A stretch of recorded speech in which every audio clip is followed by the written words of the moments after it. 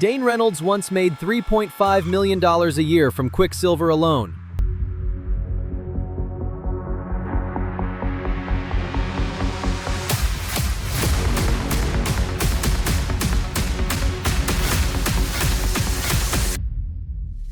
He was the highest-paid surfer on the planet. Kelly Slater called him the best talent to ever ride a surfboard. And then one day, at 26 years old, he just walked away from all of it. No world title. He didn't just quit the tour, he started blacking out his sponsor logos with a Sharpie, turning himself into a ghost in the industry. He posted a letter online, packed up his boards, and disappeared. What he built after that? That is the part nobody talks about. And his lifestyle today is nothing like what you would expect. Here is the thing most people do not know about Dane Reynolds. He did not grow up near the ocean. He was born in Long Beach, California on September 7, 1985. But when his dad's air conditioning business went under, the family moved to Bakersfield. Landlocked, desert heat, zero surf. For 6 years, Dane had no access to the beach at all. He rode skateboards instead, and that decision shaped everything that came next. Around 1995, his dad got a job transfer to Ventura, California, 2 blocks from the beach. For Dane, it was a new world. For his older brother Breck, it was a nightmare. Breck was 15 and did not want to leave his friends. He walked into Dane's room one night and told him he was running away and he would never see him again. Breck stayed, but his life spiraled. Police visits, jail, drugs, rehab. Meanwhile, 10-year-old Dane found a crew of kids obsessed with surfing, and he got good, fast. Ventura doesn't get world-class waves. It gets average, inconsistent surf most of the time. Fellow Ventura surfer Dan Malloy put it perfectly. He said Dane grew up surfing super average waves, and the fact that he got so insanely good in those conditions made every local kid believe they could do it too. By 13, Dane was competing. By 15, he was winning 5 NSSA regional titles. At the X Games in 2003 and 2004, he posted the highest single wave score both years. He dropped out of school at 16 to surf full-time. By 17, Quiksilver signed him. People were already calling him the heir to Tom Curran, but he didn't surf like anyone else on tour. While other guys did safe, predictable turns just to score points, Dane threw raw, violent power hacks and unpredictable, massive aerials.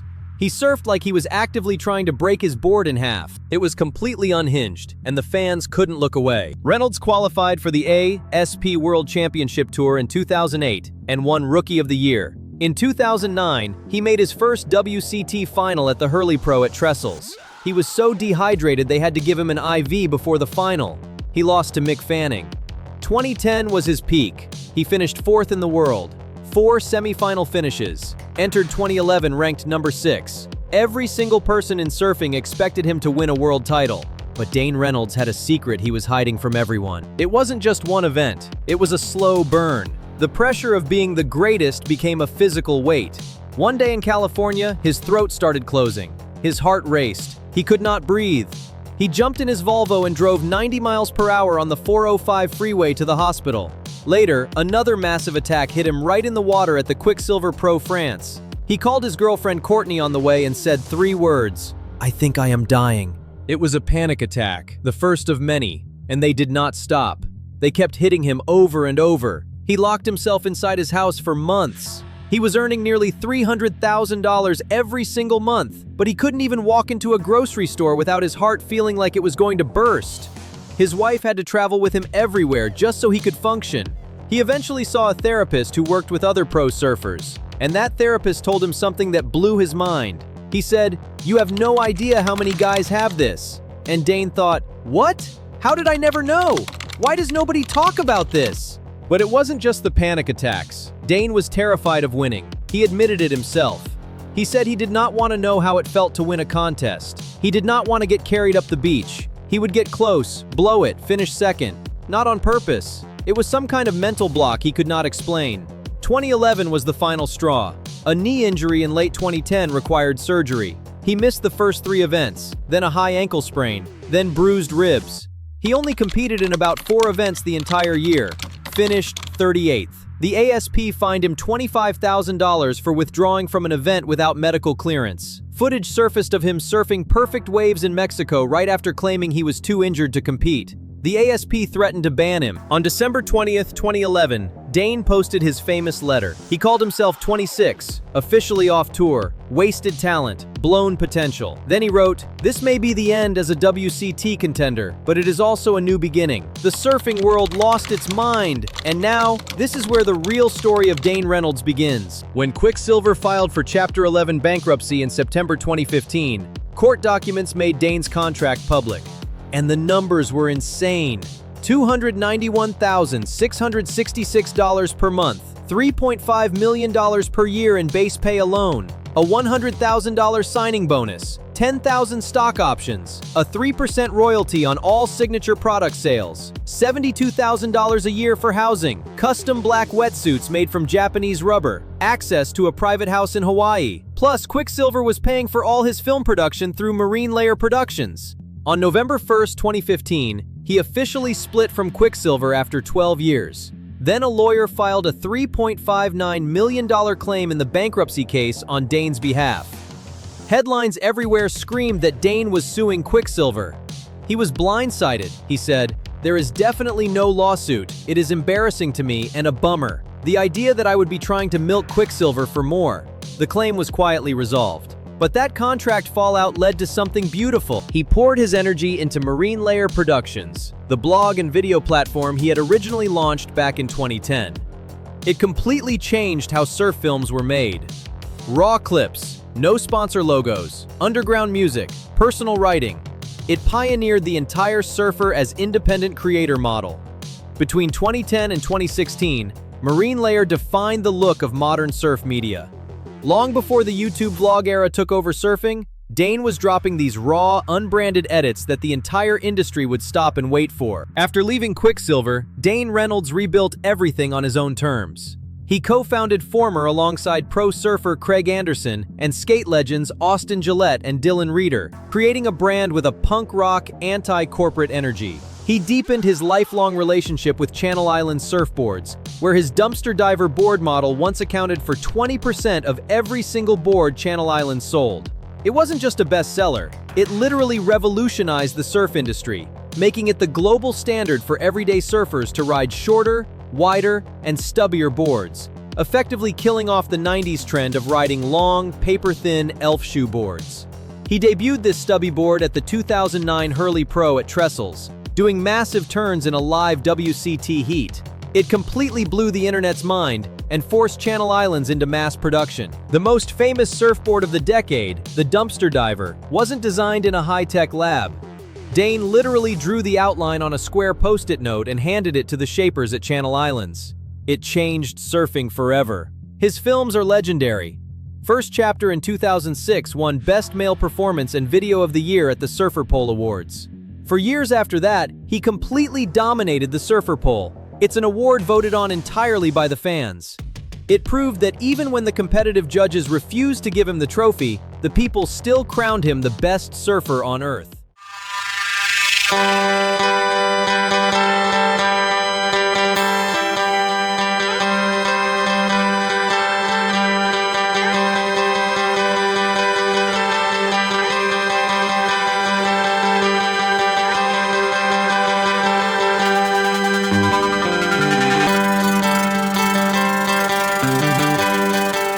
Dear Suburbia in 2012, a collaboration with filmmaker Kai Neville, contains what Dane himself calls the best surfing I ever did. His 2016 film Chapter 11 is a raw, 37-minute autobiographical piece about the Quiksilver split, the panic attacks, and his disillusionment with the industry. The title references the bankruptcy filing. Stab magazine called it his masterpiece. Right around the same time, he starred in the highly anticipated 2016 Stab in the Dark series. He test rode 13 completely blank, unbranded surfboards, proving to the entire industry that even without sponsor logos, his technical knowledge and power were completely unmatched. Then in 2020, he launched Chapter 11 TV, a YouTube channel and creative collective for Ventura's surf community. Over 104 videos and counting. Dane said if Chapter 11 TV has any small part in guiding the next generation and keeping it fun while providing a platform the way magazines did for us, then that is a success. Today, Dane's life looks nothing like a typical retired athlete's. He lives in Carpinteria, California with his wife Courtney in a big teal house on a 1-acre property. They have been together since high school in Ventura and married in August 2016. Gray suit, no tie, low-key ceremony. Their son Sammy was born in May 2015. Twin daughters Bobby and Maggie arrived on Labor Day weekend, September 2017. The property has a Barbie pink aviary with 42 homing pigeons, 8 chickens, a skate ramp covered in smiley faces, a dog named Pam, a bullfrog named Cookie. Courtney runs Trash Boy, a clothing brand made entirely from thrifted and upcycled materials. She once said she would find a blanket and make 2 jackets out of it before realizing she could be making candlesticks out of Little People figurines. Dane wakes up around 6:30 or 7 a.m., cartoons and coffee with the kids. Gets the eldest to school by 8.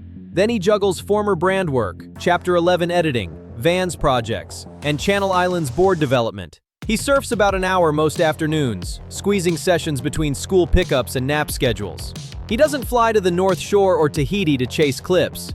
He surfs Emma Wood, a local Ventura break that often looks like a messy, gray junkyard. But in that mush, Dane finds lines that nobody else can see. He works the cash register at his Chapter 11 surf shop on South Palm Street in Ventura.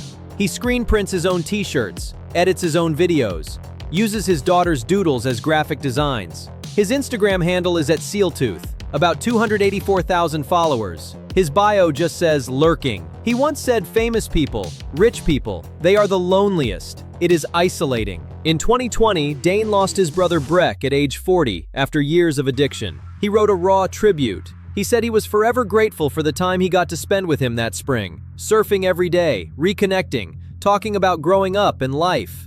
That loss hit deep. It added another layer to a man already processing real pain through his art. But even now, at 40 years old, Dane Reynolds still produces footage that makes every surfer on Earth stop what they are doing and watch. His filmmaker Hunter Martinez said Dane is looking all sparky and young again, like he is thinking, I am not on the back end yet, I can still perform. Anytime he drops a new clip, the surf world tears it apart like they have been starving for weeks. Even after officially quitting the tour, he would occasionally enter events as a wild card and routinely destroy reigning world champions in his heats. When he shows up as a wild card today, he isn't wearing a neon jersey with 20 logos. He's wearing a plain black wetsuit, looking more like a local plumber than a global icon.